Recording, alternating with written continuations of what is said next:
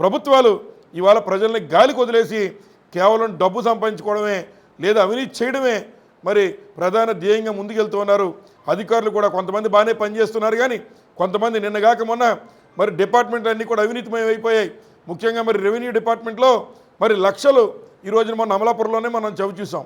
పూర్తిగా పాలన గాడి తప్పింది ఈ నారా చంద్రబాబు నాయుడు గారి యొక్క మరి పరిపాలనలో, కూటమి పరిపాలనలో.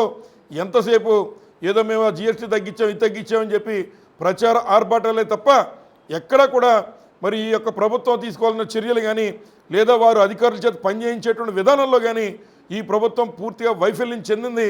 తప్పనిసరిగా ఇప్పటికన్నా ప్రభుత్వం కళ్ళు తెరవాలా. ఇటువంటి ఇంతమంది సుమారు 22 మంది ఈరోజు మరి ఒక గ్రామం నుంచే 22 మంది హాస్పిటల్కి వచ్చి వారి అందరికీ మరి ఈ రకంగా ఫుడ్ పాయిజనింగ్ అయితే ప్రభుత్వం ఏం చర్య తీసుకుందని అడుగుతున్నా. వారికి ఏ రకమైన వైద్య సదుపాయాలు అందించారని అడుగుతున్నాం. ఇవాళ ప్రైవేట్ హాస్పిటల్కి వచ్చి మరి ఈ రకంగా వారు ప్రైవేట్ హాస్పిటల్లో వైద్యం చేయించుకుని ఏదో కొంతమంది డాక్టర్లు చక్కగా పనిచేస్తున్నారు కనుక మరి వారి యొక్క చలవ వల్ల ఇవాళ బయటపడ్డారు. అంటే మరి ఇంత దారుణంగా జరుగుతుంటే ఈ ప్రభుత్వం కళ్ళు మూసుకుపోయి వ్యవహరిస్తూ ఉన్నారు. ముఖ్యంగా ఎవరైతే ఉన్నటువంటి ఆరోగ్య శాఖ మంత్రి పూర్తిగా వేలుముద్ర మంత్రిగా తయారైపోయాడు.